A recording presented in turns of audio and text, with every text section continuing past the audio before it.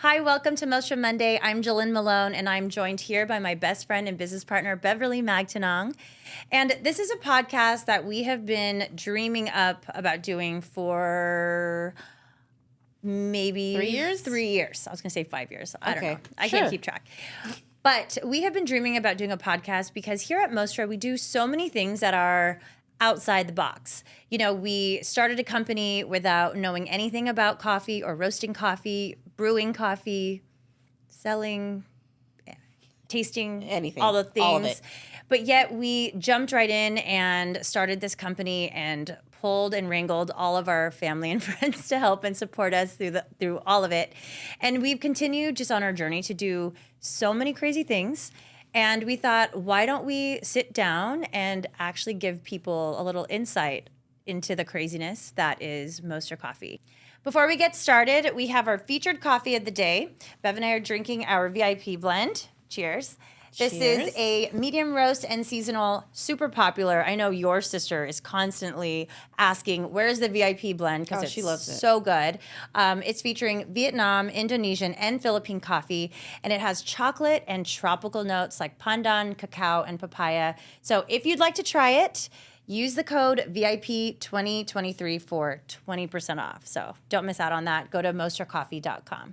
So we're going into our 10th year of business. Yep. And it has been quite a roller coaster. Like Quite the roller coaster. a good roller coaster and a calm. No, it hasn't been Not calm the calm. entire time. But, you know, we have been through so much. And I think, you know, just even, I can actually honestly say, everybody, mark my words, Bev and I have, been in business for this long, and we have not fought. Our relationship has not been compromised due to it, surprisingly, because, you know, you're not crazy. supposed to do business with your friends, family. Yep. And here we are doing this as best friends. We've got Sam, who's your husband, you know, best friends Mike, you know, James helps out. I have my sisters, my Everyone. cousins, my dad, my father-in-law, you know, and it's just been honestly like the most positive experience. Like, if anything, at least for me, that's been my favorite part of it, is like doing this with you. But it's not like everybody's cup of tea. That's for sure. Yeah. And I think that when you're doing business with friends and family, you really have to, what am I trying to say? You really have to be down. On the same page. Oh. Yeah. Well, I mean, yes, you have to be on the same page, which we talk about that all the time, right? Mm-hmm. You and I are literally just view life and operate the same when it comes to just everything. Okay, so what she's saying is we share a brain. We totally share a brain, and we've been friends for over 27 years, and we've been able to, over all those years, like sync our brains so tightly that pretty much like anything I feel that is, like almost anything. I mean, your memory is much better than mine, but for the most part, if like a situation happens, we're like pretty much, if not completely on the same page. And if we're not, honestly, you have to be down to have those hard conversations with people and trust that your relationship is strong enough to be able to withstand any of that. You know what I mean? Because Yeah. No, you know, can I tell you why those hard conversations are actually easy for me like, with you? Is because oh my God, am I starting to tear up? oh, God, like how long has you it just been got your this lashes episode? done yesterday. Don't cry. What? Your lashes just got done yesterday. True, you can't wet them for 24 hours. Oh my God. Okay, anyway. Having a legally blonde moment. My lashes! Anyway, no.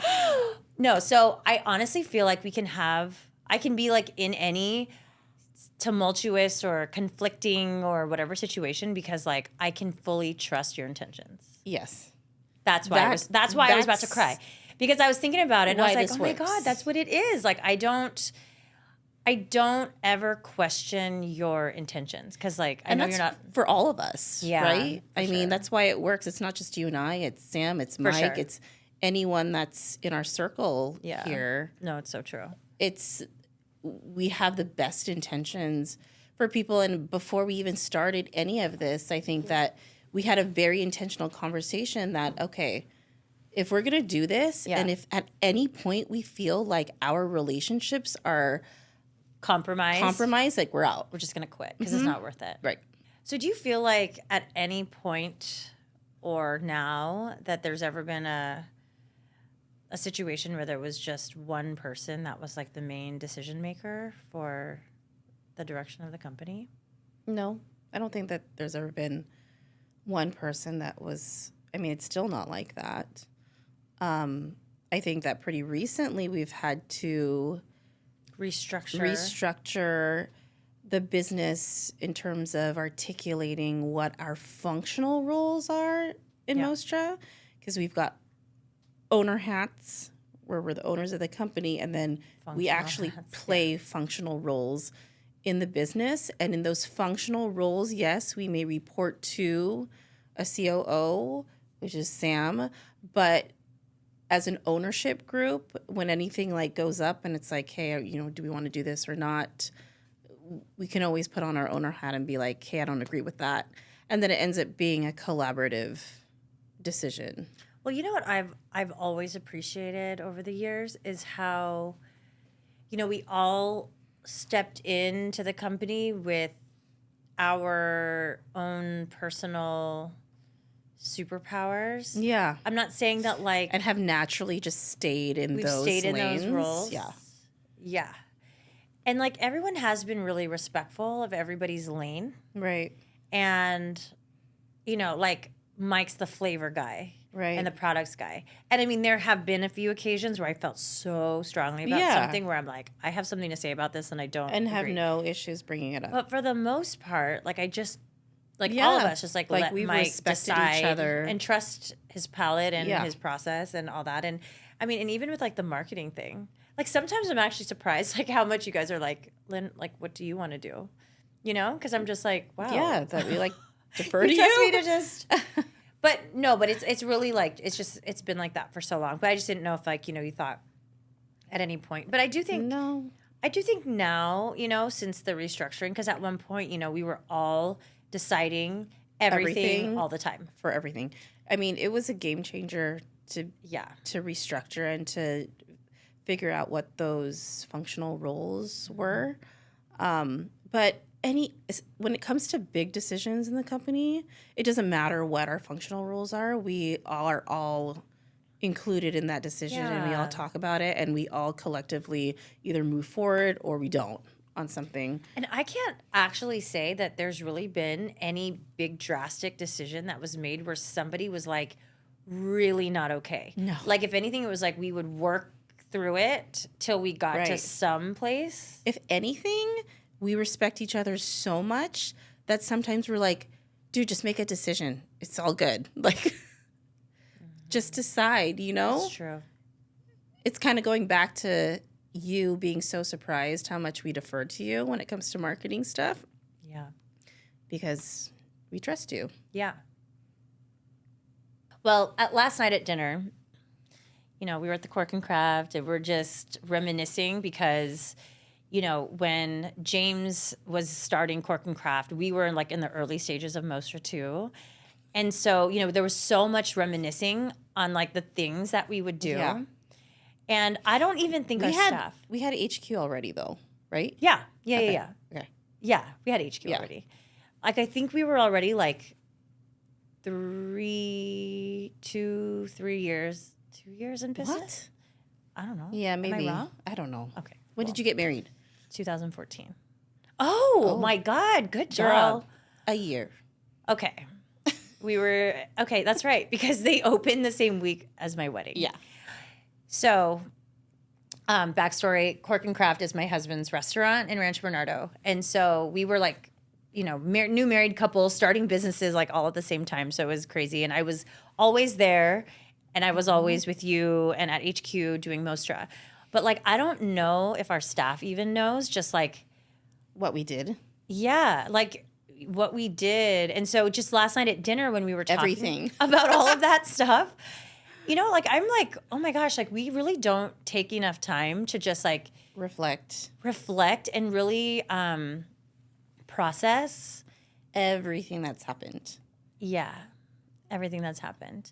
And I mean, you know what, I think one of the And why is that? Why don't we do that? I think because we're in the weeds of today and now, and the weeds of the plans for the future, that there's not a lot of capacity to do that. I mean, you have 6 kids. To reflect and actually be able to see how far we've actually have come. Yeah. Yeah. So unless we're like being interviewed by someone like in a podcast or something, we don't think about it. So like we'll literally. So anytime that Jelynn and I get interviewed, they ask pretty much the same questions all the time. Our story, things like that. And then we tell this story and we go through the whole journey. And then without fail, every single time afterwards, we're like, and crying. Did we do that? Oh my time. God. I can't believe, like, we're literally It's really in shock. not cute. And I feel like, I don't know if But they it's like believe reminders. They're what? A reminder to us every single time we do those interviews. Yeah. But I mean, literally, like at one point it was, you know, we did not have a brick and mortar.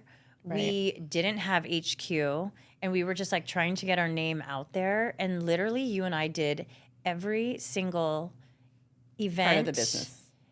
That we could get our hands on. Oh, I mean, yeah. And minor, yeah. We that were too. roasting at one point, she and I. Mm-hmm. Roasting, learning how to cup, learning how to brew coffee. And then, I mean, I just feel like all of those community events that we would do, RB Alive and the Chamber of Commerce events and just all the things, like, you know, it took so much energy to just pack up our traveling coffee show and present it to everybody. And I mean, we wouldn't charge anybody for anything because we were like, just please try our coffee. Somebody try our coffee, you know, but we would do all those events and be, you know, packing every extension cord and hot water tower, hand washing station. And just learning along the way. Like we didn't know anything. No. But did you feel any imposter syndrome at the time we were doing any of that stuff? Right? Like, I didn't. At all. That's Even so though we true. were literally Googling stuff. Like, I think we were so passionate about our mission to create sustainable livelihoods for farmers in the Philippines and provide for our families and have a business and that it didn't create a matter platform. that we didn't really know. No. I'm anything literally about right coffee now at the thinking time. I'm right now thinking of this memory of us doing this like food and wine festival in La Jolla. And it was like all the biggest restaurants were there, all the biggest wineries were there, and then we were there. What's that one juice company that like blew up? They were right next to us. So Suja? Suja. Was it them? Suja. Yeah. That's the juice company, right? Yeah. You know, like we're all like new together. I mean, Mm-hmm. and I'm just like, we belong here. Right. And I mean, we did everything we could to like make our setup look like we were a legitimate business. So then we would get all these people to come to our booth, fall in love with the brand and the coffee and their experience, and they'd be like, where can we buy your coffee? And we're like, nowhere. No. Nowhere. I mean, we're just here. Just email We're me at just my here. Gmail. Yeah. We're just here to try our coffee, you know? Yep. So, yeah, that was a crazy time. And we literally had no one's help. So a question that we've gotten numerous times is, why don't you sell the company? And how do you feel about, you know, being bought out one day? I don't know why everybody wants to ask us that question. I guess it's like maybe just a thing when you own a small business, like people are working obviously towards something like that and selling. But how do you feel about that? I mean, again, like just with where we're at right now in life. It's kind of weird because I feel like people associate selling the company as selling out. You know what I mean? Like, especially in craft beer. Oh, gosh. Especially in craft beer. Since, oh, my goodness. you know, we're so involved in the craft beer scene. You know, St. Archer, any of these brands that have sold out, you know, to a bigger company, then they're considered to be selling out. You know what I mean? But at Mostra, our mission is literally to get Philippine coffee in as many hands as possible because that is what is going to create sustainable livelihoods to Philippine farmers and their families. And so we need to that grow to that happen. way. Yeah. We need to grow that way. We would need that kind of support. So I can't say that I'm opposed to that, but I will say that because we're literally going through this right now and having these discussions, that we would have to structure our company in a way where the ethos of Mostra is protected, and that like I won't compromise on. Well, and I think you and I, just when we had created it in the first place, and as we've continued to grow and develop this thing, you know, I think our company culture and the experience that you have not only as a customer, but and not only as a collaborator and partner, but as a staff member, Yeah. has been probably like one of the most important things, if not the For most us. important thing for us.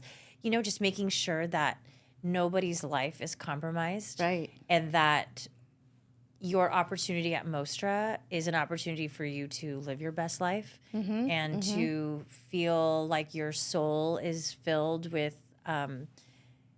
inspiration and passion and excitement for what you're doing every day, and the people around you make you feel that way. Because I mean, the second that like Mostra isn't a place that makes you happy or it doesn't fulfill you that way, Then something's wrong. something's wrong. Yeah. And I don't want, I know it's like people go like, oh, you just make coffee, right? Like it's coffee. But like it's always been so much more than coffee Always. for us. So it's like when you think about selling one day and protecting that ethos of the company, it's like I could not literally let it go for any amount of money if that part was not protected. 100%.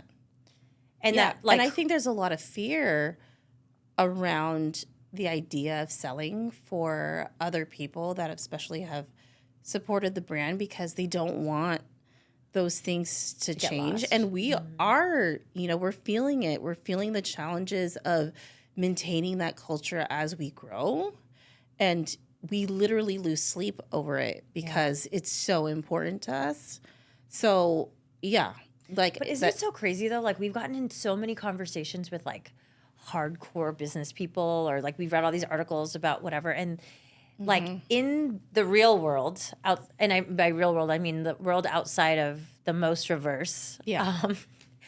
It's like there's just this expectation that like you do compromise these things for business, and that you don't necessarily have to be aligned with people. Like you need to choose the more like responsible, technical, way of doing things. And like I feel like I've gotten into like so many random kind of conflicts and debates with people, just trying to be like, I believe that whoever one day, if we do sell, and whoever is going to be leading this company when we're not in that position anymore, right, has to have complete alignment with everything. And it's got to feel like this person is literally like a part of our soul family. and our family and just everything we Totally. believe in, because then everything that we did up to this point is like for nothing. So can you imagine? Because at Mostra, when we hire on baristas, they go through this really intense interview process. They interview with at least 2 or 3 people before they get hired. Can you imagine putting the hands of this company in someone else that's not currently Operating like in our circle? Like what that process is going to be for getting in? Like we're going to be almost like crazy people. Like your interview process is going to be like 6 months long. Yeah. And I mean, because it's literally our other child. Mostra's another baby. And I just think that like when something just feels off, you and I are like, nope, we're out. not worth it. We're out. Like this isn't gonna work. I don't care what logical thing I know makes sense. Like if it doesn't feel right, it doesn't feel right. Well, and we've been operating from this like very spiritual place where The entire like time. we believe that like if everything is in true alignment with being a good human and providing like a really positive, loving environment for everyone involved, Yep. not taking advantage of anybody, Right.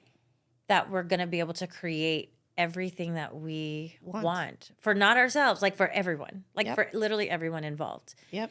And I mean, I feel that to my core. Like when I ask, like I like to ask everybody, like if God came down or a genie gave you wishes and, like what would you do?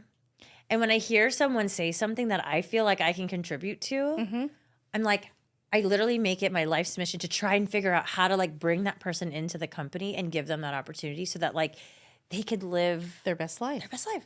Yeah. And so if we bring someone in who's not doing that, I'm going to be like, oh no, this is not why I gave up all this time with my kids and my husband and everyone else in my family or doing anything else or my past life entertainment career, like to just throw it all away with someone who's not. So it's like, it's just not even worth it at all. So, but like I said, but in the real world, like this mindset is it's like unacceptable.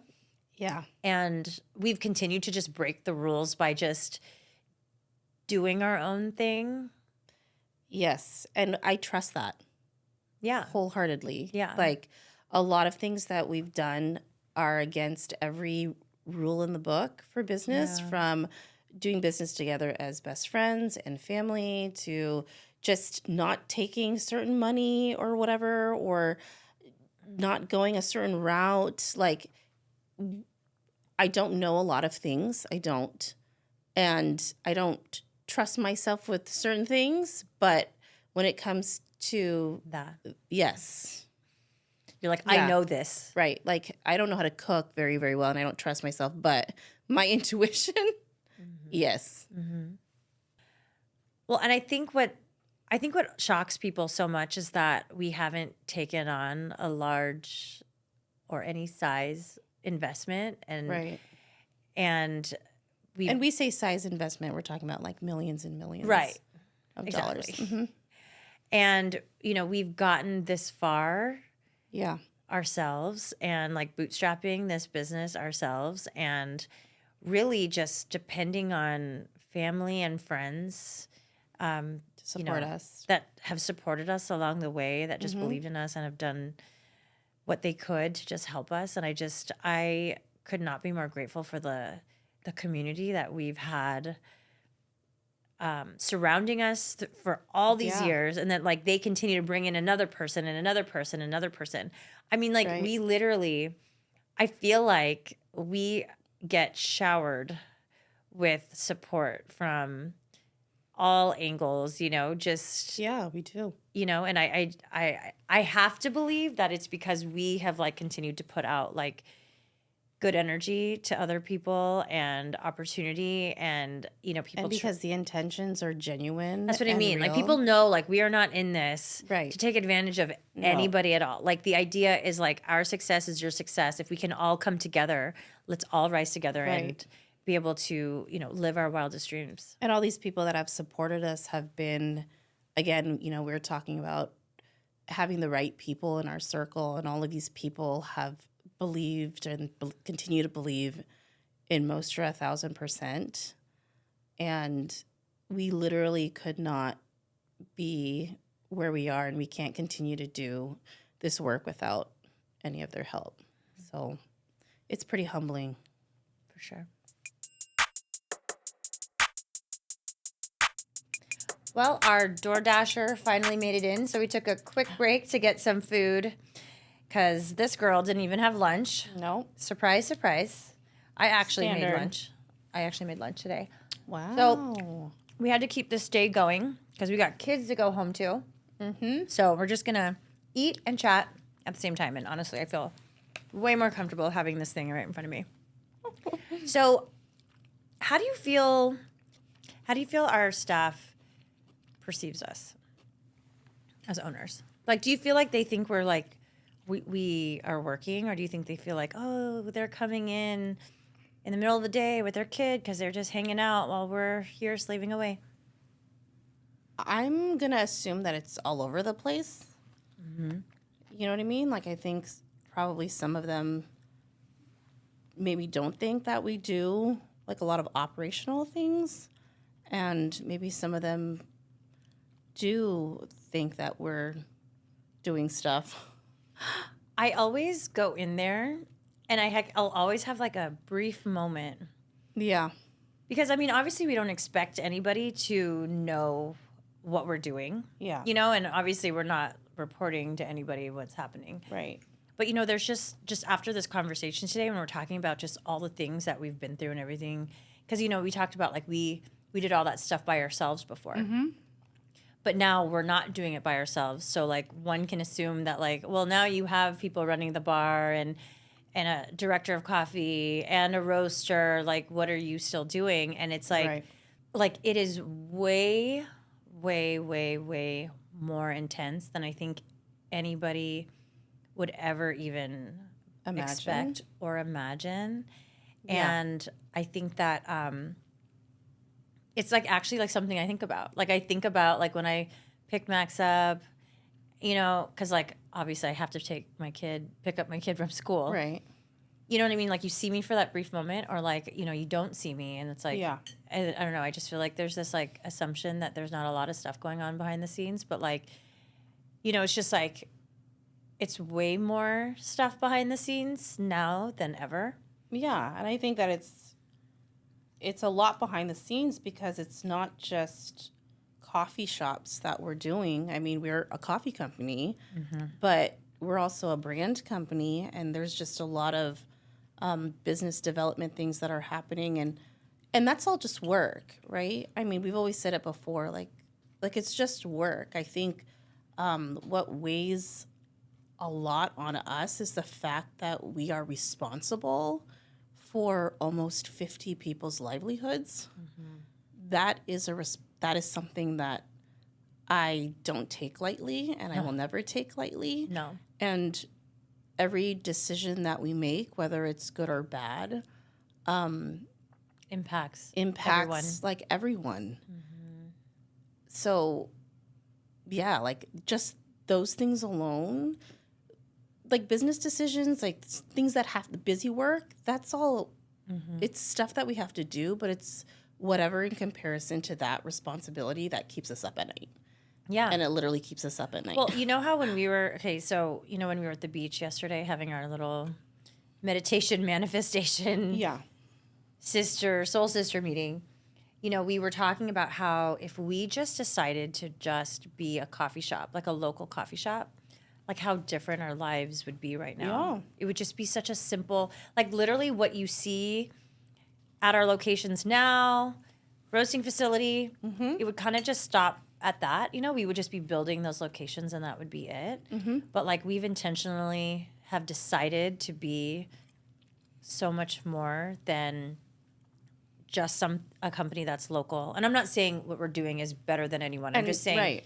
It's just a more complex business model that involves going international, and it involves so much brand building and marketing and creating so many different pillars to the business to be able to get our story out there to the global market. Right.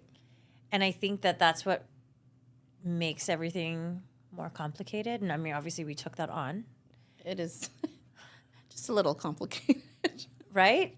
And I think just that like surface level impression of the brand locally, like if you don't know the many layers of work that we're trying to do, generational impact that we're trying to create, so that like farmers in the Philippines, for generations and generations and generations actually have a thriving industry.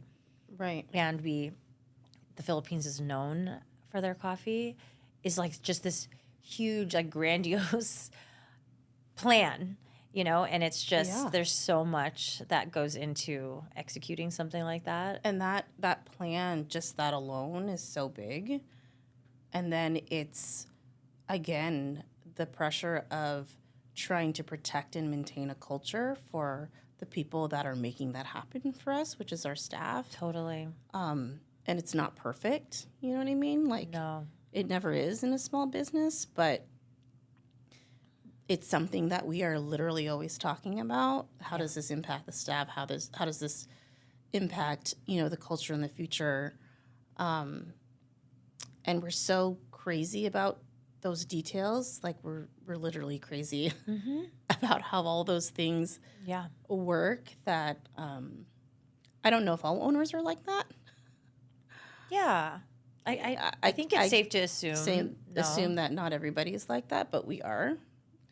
And I would say that's the hardest part about being an owner. And I don't know or think that everybody knows that we go through that. Well, and then I think people that have come from corporate, like they've come from bigger companies that have been established for so much longer, and you know what I mean? Like they have certain like infrastructure things that are already set in place when they enter. So it's just like you walk in and like everything's figured out. But I think like what people don't realize is when you own a small business, you're like from scratch. Nothing existed before you created that process and that system. So we are literally like learning every single day. And we don't have a model to follow. No. I mean, you asked me to find one and I literally couldn't. Yeah. So, it's like what Ryan said the other day. Remember, he was like, if we stop trying to create this platform for Philippine coffee, he's like, I don't know who else is really out there that's like fighting for it as hard as we are. And maybe there is, I don't know. Right. But he's like, if it's not for you and for the company and Mostra, like it just doesn't exist. No one is going to be buying that coffee. Right. And those farmers are going to go back to just, selling specialty coffee, grade coffee, coffee for sub $1 pennies, because there's no one else that's going to pay them what we're paying them. At that scale, yeah. No. So I just the staff thing. I'm always like, I hope you guys know how much we care about all of it. I think so. I mean, I think that they know that. I mean, I think we're pretty good about, messaging and what's important to us. But, as we get busier and we grow, the more that we are removed from the actual operation. Yeah. It's actually taken us, a lot for us to step away from things. And we're still learning how to do that. But you get me. I do. So a long time ago, I started drinking honey lattes, just literally espresso and honey, and I would have it with almond milk, and that was my go-to everyday hot. And then I told this girl, you should really try honey latte with almond milk. So she did. And I at first was like, I don't like honey. I don't drink. Right, I don't like honey. She doesn't like honey just by itself. Or ever. Okay. Until. Great. Until she had this honey latte, and then she's like, this is awesome. This is just kind of how it works in life for us. It's like, she introduces something, and then I'm like, oh, let me try it. And then she modifies it. Okay. So then she liked it, and then she was like, you know what? You should try it iced. And you should try it with oat milk instead. And then it turned into, you should try it with oat milk and half. And then it turned at first it was like, actually, I'm going to try it with half and half. But that was so heavy and rich. I was like, it's like a milkshake. Yeah, I'm like, let's cut the richness and the body with some oat milk. Right. Yeah. And then it was like, let's add 15 grams of honey specifically. No more, no less. Until I decided that I was like, I feel like I need to be a little healthier. So I'm going to do 10 grams. Because one time I said to Connor, one of our managers, she's saving 5 grams of carbs. Yeah, I said. She said, "How many grams of honey do you want?" This is Connor, okay? And I was like, "Well, obviously, whatever Bev gets, 15." And then she looked at me kind of funny, and I was like, "Is that a lot?" And she's like, "Yeah," and I was like, oh. It doesn't taste like it's that much. No, I know. But she made me feel like it was an unhealthy choice. Oh, jeez. So I was like, that's it. I'm going less than 15. Honestly, I never get 15 anymore. Really? No. I'm like, I range from 10 to 13. So this baristas, when I go into the shops and I'm like, okay, I want my drink. They go, how many grams? And they're all like waiting because I'm like, I'm 12? I'll do 12. Like, what the heck? What is the point at this point? You know what I mean? Like 3 grams difference. Thank you, Connor, for making me feel judged. It's fine. No, I'm serious. Anyway, so we were like, let's come up with a name for this drink because we want to add it to the menu, even though it's literally just a regular latte with honey. Why do we want to add it to the menu? Because there's something wrong with our menu if the founders of the company aren't drinking something Anything on the menu. On our actual menu. Right. Like, we can't be drinking secret menu things and it not be shared with. So tell them what you came up with, the name. I came up with the Honey BFF Latte. But today, in my meeting with Ryan, our director of coffee, I was like, Ryan, I got a really cool drink idea. We're going to add Bev and my favorite honey latte, and we're going to call it the Honey BFF Latte. And he said, what? That sounds like beef. What? Yeah. BEEFF. Honey. I was like this, what? Because I go, like honey bee. And he's like, that spells beef. I was like, oh. I was like, we can't do it then. Gosh, shit. Ryan, you're such a buzzkill. Right? So we need a name for a drink. It's just No, it's not. Oh, yeah, it is. I was like, wait, we could do honey B-FF. Like just the letter B. Like BFF. Right? He was spelling B, like bumblebee. Anyway. Tell us in the comments below if you think that's a good idea. Or if you have a better name. Because we got into this thing where, like, for a long time, we were naming drinks off of puns and things like, okay, let's think of an example now that we're on the spot. Jamostra almond fudge. Okay. Or we used to have a drink called Jamostra almond fudge. And, like, what does that even mean? Like, do you know what that tastes like? If you know. No. If you know what that means, you win a prize. Yes. Oh, my gosh. No, how about, okay. Like, we would do phrases. Like what? Like, life is like, ... latte. What is that? That's like, it's supposed to be like a chocolate. Life is like a box of chocolates. Right. But, like, who's going to know that? And then, when you're in a rush, your baby's, like, crying, and you're trying to order your coffee, you're like, I want a life is like, I don't even know what I'm ordering. So when we were trying to add this drink to the menu, I was like, we need to include the flavor into the name. So it's like honey latte, but it's like our like BFF drink because everyone knows that's what we get. It's really the best drink. Literally the best drink. You need to try just order that. 12 to 15 grams of honey. And oat milk and half and half. And if you can't handle the dairy, lactate. And iced is really the best way to go, in my opinion. Do you remember when we tried, I don't know when this was. Maybe it was the New Year. No, maybe it wasn't. This is reminding me of something else. Anyway. But we were like, we want to be keto friendly. What? You want to be what? Keto friendly. Keto. Oh, our the avocado drink? Yeah, but it was called avocado. Avocado cortado. And we had straight up avocado in this thing, and it was green, and it was thick, and that basically got X'd out. Yeah. Real fast. Everyone. Okay, but you know what? Okay. This is a very embarrassing story, but for some reason, you just reminded me of it, and I could barely even listen to you talk because I was just like remembering. Okay. So when we were at HQ, and HQ days, okay? So we're throwing this way back, and don't worry, we didn't serve this to anybody, and we weren't going to. Oh my gosh, I know what she's gonna say. See? Look, I didn't even say it, and now we're here. Like, look how fast that was. Okay. FML. Anyway, so we were doing so much cold brew, and we were doing so many like experimental cold brews. And the demand for cold brews were growing.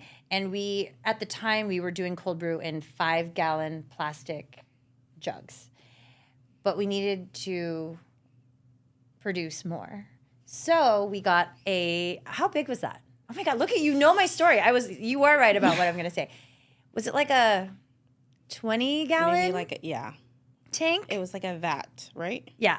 Okay. So we had a 20-gallon vat, and we're like, we're going to do our Mostra roll cold brew in this thing. And when we brew that specific cold brew, wow.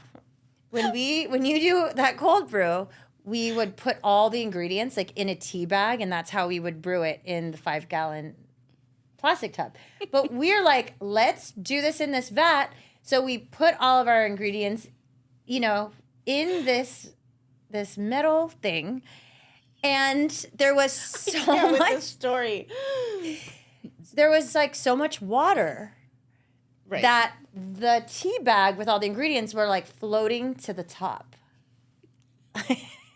And we needed to find a way to like submerge this tea bag. So the solution for that, whose idea was this? I don't know. I know whose idea it was, and it wasn't ours. Okay. So, process of elimination, everyone. Anyway, imagine saran wrap and bricks. Just multiple times. I open this thing and there are effing bricks wrapped that we used to use for our displays, for our pop-ups. Yeah, when we used to do these and pop-up this thing events. was like meant to like hold the tea bag of ingredients down to the bottom of the water to incorporate it so it would actually brew evenly. But we're looking at this thing and we're like, yo, like we can't serve this. You can't put bricks in the cold brew water with freaking saran wrap from Costco. Oh my God. I mean, at least put it in a Ziploc bag. Anyway, I don't know. We have not talked. But we went with it. We did. And then I think we actually tried it. We tasted it. And we were like, nope. Well, one, it's illegal. And two, it didn't taste good. But we were a small business and we were experimenting with flavor. So yeah. Let's just consider that R&D. Yeah. What's been your favorite drink? Other than the BFF, a honey beefy latte. Cookie butter latte. Cookie butter latte. Oh my gosh. You know what I did today? Because I can't have caffeine too much. I had a cookie butter steamer. I had no coffee in it. Like for the kids version? Yes, with oat milk. Is it so good? I should get that for the kids. You are going, no, it's so good. I meant to text you. You're like you need should to get try it for this. yourself, not the kids, yourself. No, I got it for myself. It's amazing. And I just get it like in an 8-ounce cup. I want that now. It's not super exciting, but this is Google's most burning questions about Mostra Coffee. Oh, okay. Okay. Why is Mostra Coffee? Okay. Oh. I'm going to rip it off. Why is Mostra Coffee so expensive? Mostra Coffee is so expensive because our... okay, go ahead. No, So go ahead. specialty coffee or the coffee industry as a whole is not created equal. There's coffee like Robusta, even though there's high-grade coffee, high-grade Robusta. But there's just different, what's the word? Not grades, but... Yeah, of coffee. Okay, grades, okay. We are in the specialty coffee industry, so this is like the top quality coffees in the entire world. And the most expensive to source. And that is why it is more expensive than, let's just say, the coffee that you get at Costco, like Kirkland or even in specialty coffee, you are paying wages of these farmers, like fair wages. And, there's just a lot that goes into making sure that you are fairly paying the farmers. the producers. Yeah. And there are multiple people in the chain. So it's really actually very expensive for us to source and roast. Yep. Yeah. That's why Mostra Coffee is so expensive. And those costs just keep going up. Yeah. Okay. Next. The burning questions of Google. Let's see. Why is Mostra Coffee closed? Okay. Isn't this like the topic of the day? This seems like a not complete sentence. Why is Mostra Coffee closed now? Like right now. Right. Let's see, what time is it? It's 8:29. Okay. Why is Mostra Coffee closed right now at 8:29? And we do close at 5. We were just talking about this. We were. I think for the majority of the world, coffee is something that's consumed in the morning. Right. And so in order for us to be able to accommodate that morning crowd, we have to open as early as 6 a.m. And that's already a lot of hours of labor to be open. And it is expensive to operate a business in California.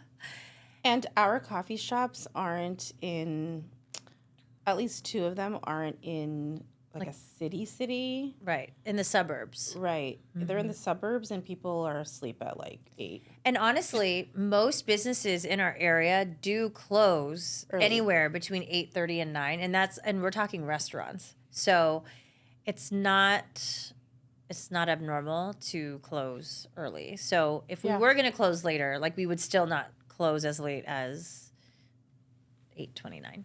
Right. Okay. Mm-hmm. Why is Mostra Coffee so good? I like this question. Yes. Okay, here we go. I think Mostra Coffee is so good because we, since the beginning, have taken a chef's approach to developing flavor from the coffee to the drinks and even to the food that we have. I think that our team is also not in this box of you have to roast or brew things a certain way because that's like specialty coffee standards or whatever. Yeah. They're like, the general consensus is, does it taste good? And they always make the consumer... No matter how it's made. Yeah, no matter how it's made. It's always about the consumer's experience being number one. Right. And so I think between that, like the chef approach and, always ensuring that the product is good is why I think it's so good and so consistent. I think that our training process is great. I think everyone who's involved in Mostra is so nuanced on the details of how we dial in the coffee so that the espresso tastes good and that, there's consistency there. And we just really, really, really care about those like details that maybe other people don't. Right. And then we source specialty coffee, and specialty coffee, Bev and I, prior to Mostra, didn't even drink coffee. And it was for a reason. It was just so bitter. It was so burnt. You had this like lingering aftertaste in your mouth forever because the coffee was just roasted so dark. Yeah. And it wasn't specialty coffee either. But like, since we've gotten into it, it's like the coffee is so complex. And we're developing so much flavor. We're developing the flavors around the complexities of these flavor notes from coffee from this region or that region. So it's like so intentional. So every detail of it's intentional. Even the water. The water. We don't just use city water, for our coffee shops. We have this special recipe. Yeah. I'm calling it a recipe. I'm telling you, our director of coffee can give you a whole 2-hour lecture on just water alone. Yeah. So even the water is dialed in, and it has to be to certain specifications. And who knew that water affected your coffee so much? Like, we literally had no idea. There was one point when we first started Mostra, and we were literally just using water that we got from jugs outside of Ralph's. And like, that's how $1.25 a gallon. That's how we were brewing our cold brew. And I remember like we got a water filtration system and we were brewing and we were like, what is wrong with this water? And then it was like, we realized that it was like the water coming out of Ralph's was making the coffee taste so good. So then obviously we had to change our water in-house. But that honestly has probably been one of the most mind-blowing. And I'm sure a lot of people don't know that the water has to be dialed in a certain way. They probably just think that, we're just using regular old water, filtered water. No, it's everything. And that's why Mostra is so good. Thank you so much for joining us on Mostra Monday. Don't forget to follow us on Spotify, like this video, and subscribe to YouTube. I'm Jelynn Malone, and we'll see you next time. Bye.